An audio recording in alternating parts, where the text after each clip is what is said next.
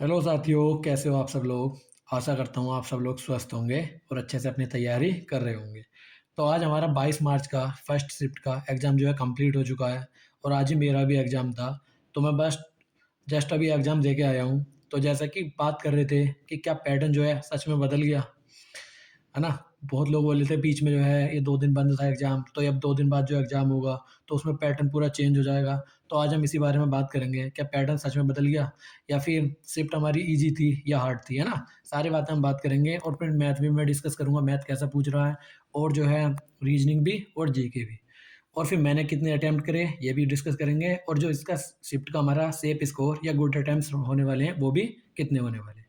तो सबसे पहले बात करते हैं एग्ज़ाम के हमारे एनालिसिस की, जो हमारा 22 मार्च को आज का सुबह का एग्ज़ाम था। तो देखो, आज के एग्ज़ाम में एक नई चीज़ मुझे देखने को मिली, जो अभी तक मैंने रेलवे के किसी भी एग्ज़ाम में नहीं देखी और एसएससी के भी उस टाइम के एग्ज़ाम में नहीं देखी जब टीसीएस कराती थी। तो आज जब एग्ज़ाम स्टार्ट होने को था ना, तो एग्ज़ाम स्टार्ट होने से मतलब 30 मिनट के लिए एग्ज़ाम का सर्वर पूरी तरीके से बंद हो गया। अब बच्चे उसमें पैनिक कर गए। हुआ क्या, अब उनसे पूछा कि ऐसा क्यों हुआ है?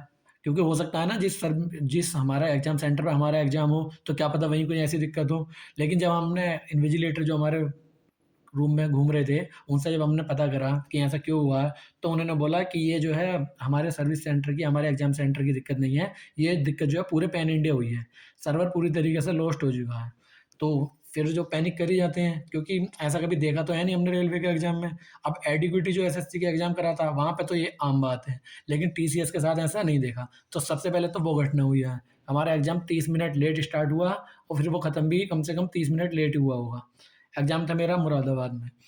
अब हम बात करते हैं कि क्या जो हमारा पैटर्न है वो चेंज हो गया?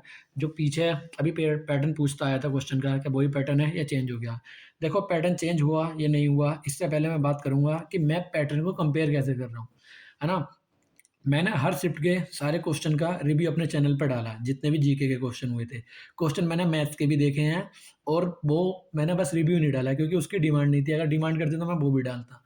तो जीके के क्वेश्चन देखने के बाद बस मुझे यही लगा है कि उन क्वेश्चन के मुकाबले ये वाले शिफ्ट में क्वेश्चन जो पूछे थे वो आसान पूछे थे। अब ऐसा मैं क्यों कह रहा हूँ? क्योंकि और भी कई बच्चों से बात हुई जब एग्जाम से वहाँ से निकले, तो सब बच्चे बोल रहे थे कि 20 to 25 जो क्वेश्चन है हमारे, 20 to 25 वो जो है डुएबल क्वेश्चन थे। अब अगर 20 to 25 जीके में डुएबल है, तो फिर आप सोचो कि पैटर्न तो नहीं बदला, बल्कि और आसान हो गया और हल्का हो गया, है ना? अब उसके बाद शिफ्ट की ओवरऑल बात करते हैं कि शिफ्ट जो है कैसी थी, ईज़ी थी या हार्ड थी? देखो, अगर कोई बिगिनर्स है जो बिल्कुल बस तैयारी जिसने स्टार्ट की होगी, पहले से अपनी ग्रेजुएशन वगैरह कर रहा था और वो सीधा एग्ज़ाम देने चला गया, तो उसको तो ये पैटर्न हार्ड ही लग रहा है ना? लेकिन जो भी रिपीटर्स हैं जिसने 2 या 3 बार कोई भी रेलवे का या कोई भी और एसएससी वगैरह का एग्ज़ाम दे रखा था, तो उसके लिए शिफ्ट ईज़ियर साइड थी। चाहे आप बात करो रीज़निंग की, चाहे बात करो आप मैथ्स की, तो ये शिफ्ट थी हमारी ईज़ी। मैं तो इसको बिल्कुल ईज़ी कैटेगरी में रखूँगा क्योंकि मैंने एग्ज़ाम दिया है, तो मुझे पता है शिफ्ट कैसी थी। बहुत ईज़ी शिफ्ट थी ये, है ना? अब उसके बाद ये बात होगी हमारी कि शिफ्ट हमारी ईज़ी थी। अब उसके बाद बात करते हैं कि हम सब्जेक्ट वाइज़ कैसे-कैसे क्वेश्चन पूछ रहा है। तो सबसे पहले हम बात करेंगे मैथ्स में। अब देखो, मैथ्स में हमारे 2 पोर्शन हैं, एक है हमारा अरिथमेटिक का और एक है हमारा एडवांस का। तो मैं दोनों में बात करूँगा कि दोनों की जो है वेटेज वो कितनी-कितनी है। अरिथमेटिक में किस तरीके के क्वेश्चन पूछ रहा और एडवांस में।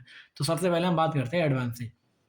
एडवांस में 2 या 3, हाँ, 3 क्वेश्चन थे ट्रायंगल से। ट्रायंगल से कैसे क्वेश्चन पूछ रहा है?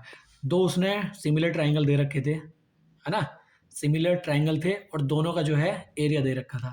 दोनों का एरिया देके और इक्विलैटरल ट्रायंगल थे, तो दोनों का एरिया दे दिया। दोनों का एरिया देके और फिर रेशियो पूछा था उनकी जो है एक साइड की लेंथ का। इस तरीके का क्वेश्चन था हमारा ये ट्रायंगल से।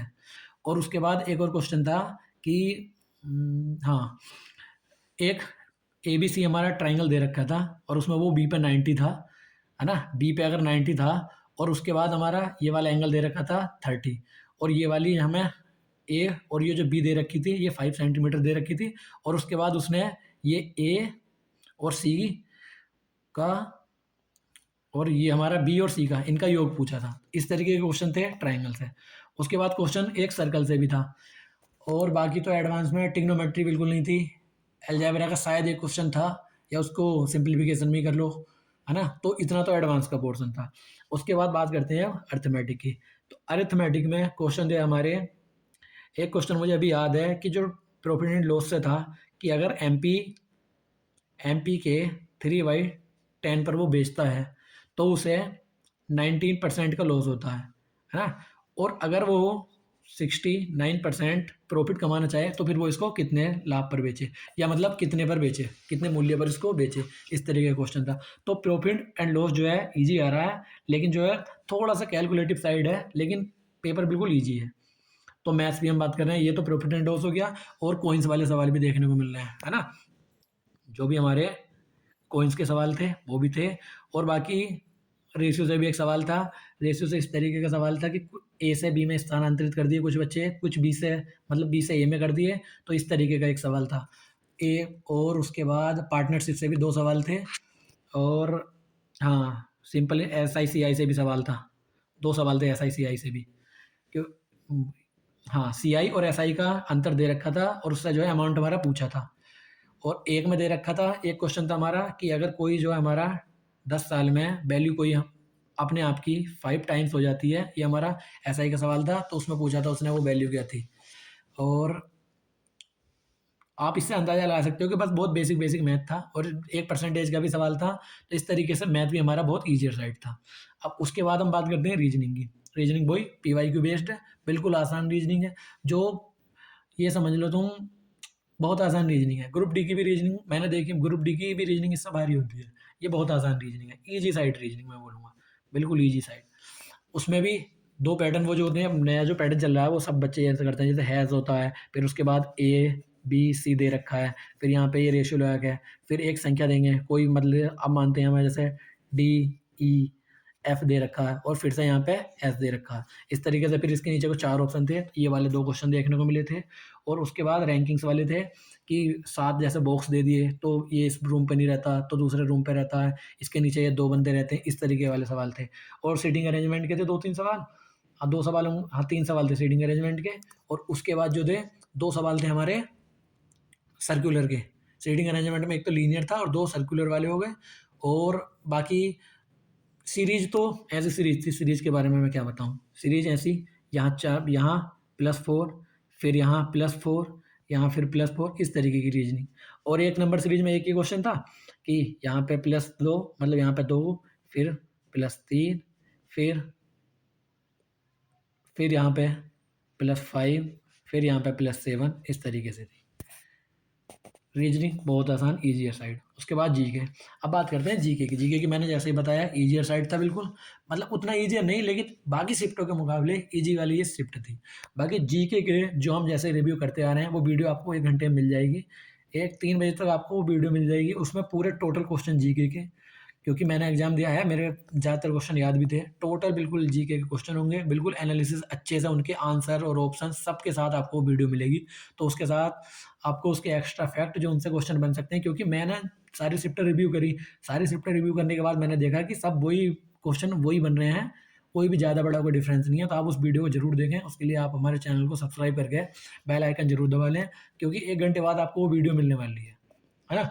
1 घंटे बाद बिल्कुल डिटेल एनालिसिस के साथ वीडियो मिलेगी जनरल अवेयरनेस। तो मैं ये बस जनरल अवेयरनेस को मैं कहना चाहूँगा कि ये वो दोनों ईजियर साइड थे, ये थोड़ा-सा बस मॉडरेट मान सकते हैं हम, है ना? क्योंकि जनरल अवेयरनेस भी अगर ईजी होगा तो फिर कंपटीशन क्रिएट ही कहाँ होगा। तो ये हमारा मॉडरेट साइड था, हार्ड बिल्कुल नहीं था, मॉडरेट था। अब उसके बाद बात करते हैं मैंने कितने अटेम्प्ट करे। देखो जिस तरीके की मेरी शिफ्ट थी, तो 85 प्लस तो मुझे अटेम्प्ट करने थे, है ना? लेकिन मैंने अटेम्प्ट करे कितने? तो मैंने अटेम्प्ट करे थे 92। 92 मैंने अटेम्प्ट करे हैं। और जहाँ तक मुझे लगता है कि मेरे जो है 85 के समथिंग क्वेश्चन सही जाने की उम्मीद है, उतने मेरे क्वेश्चन सही जाएंगे। बाकी गॉड नोस, बाकी तैयारी कर रहे हैं, एग्ज़ाम देते ही हैं। बाकी अभी अपना सीजीएल का रिजल्ट जो मेंस का आना ही है, तो उसमें नहीं तो सिलेक्शन उसमें हो ही जाना है। और अब ये रिजल्ट आया नहीं था, तो ये एग्ज़ाम बीच में पड़ गया और पास ही था मेरे घर के, तो मैंने ये एग्ज़ाम भी दे दिया। बाकी अपना उसमें हो जाएगा सिलेक्शन, जहाँ तक भगवान ने चाहा तो। अब उसके बाद मैंने तो 92 अटेम्प्ट करे, और जो है अब इसमें जो है सेफ स्कोर या गुड अटेम्प्ट्स वो कितना होने वाला है। तो मैं तो बोलूँगा जिसने भी अगर 85 से कम अटेम्प्ट करे हैं, तो मुझे नहीं लगता कि उसने ठीक अटेम्प्ट करे हैं, क्योंकि ईज़ियर साइड शिफ्ट दी, आपको 85 अटेम्प्ट करने ही पड़ेंगे, नहीं तो बड़ा मुश्किल हो जाएगा इस वाली शिफ्ट में सिलेक्शन लेना। कुछ भी भारी नहीं था, कुछ भी। मैं आपको बता रहा हूँ कि पेपर देने के बाद मैं सीजीएल अपना मेंस दिया, उसके बाद मैंने कोई एग्ज़ाम नहीं दिया और मैं सिर्फ़ अपने ये कंटेंट पे काम कर रहा हूँ और बाकी मुझे स्कूल में पढ़ाना होता है, इतना मेरा काम है। मैं बहुत दिनों से तैयारी में भी नहीं हूँ। उसके बाद मैं आपको बता रहा हूँ कि जब मैं इतने अटेम्प्ट कर सकता हूँ और सिर्फ़ ये नहीं कि अटेम्प्ट करने को तो आप 100 कर दो, तो ऐसा थोड़ी है कि आपने अटेम्प्ट करे हैं तो ठीक ही कि उतना अटेम्प्ट हो जाएँगे, गुड स्कोर हो जाएगा। अटेम्प्ट मैंने वो किए हैं जो अच्छे क्वेश्चन हैं मेरे। जैसे मैंने जैसे पहले ही बताया, मैंने 3 राउंड में मैंने पेपर किया था। फर्स्ट राउंड में मैंने जो है अपना, जैसे मैं 40 मिनट करता हूँ तो मैंने 50 मिनट दिए थे, उसी में मेरे 60 टू 65 क्वेश्चन हो गए थे। फिर मैं सेकंड राउंड में आया, उसमें मेरे 10 से 15 क्वेश्चन होते थे। इस तरीके से मैंने 3 राउंड में पेपर अटेम्प्ट करा। तो मुझे लग रहा है कि मेरा जो है 85 के समथिंग क्वेश्चन सही जाने की उम्मीद है। तो इसीलिए मैंने आपको बताया कि 85 जो है इस शिफ्ट का गुड अटेम्प्ट होने वाला है। इससे कम अगर आपने अटेम्प्ट करे हैं तो थोड़ी तो दिक्कत मैं कहूँगा कि आपको ज़रूर, भले ही ना हो, लेकिन हाँ, थोड़ा कम इस अटेम्प्ट तो है 85 से कम, है ना? तो इसी के साथ अब हम वीडियो को अपनी समाप्त करते हैं और आपको अगर मेरी दी हुई जानकारी पसंद आई है और ऐसे भी हर शिफ्ट का, हर जो है जीके के और मैथ के मैं एनालिसिस डालते रहता हूँ, सारे क्वेश्चन मैं कराता हूँ, तो उसके लिए आपको हमारे चैनल को सब्सक्राइब कर लेना चाहिए। इससे हमें भी थोड़ा मोटिवेशन मिलता है और वीडियो को लाइक करें और मिलते हैं जो हमारी अगली वीडियो आने वाली है एनटीपीसी का डिटेल जीके एनालिसिस के साथ। तब तक के लिए धन्यवाद। अपने एग्ज़ाम की तैयारी करते रहिए। आपका एग्ज़ाम अच्छा जाए। जय हिंद।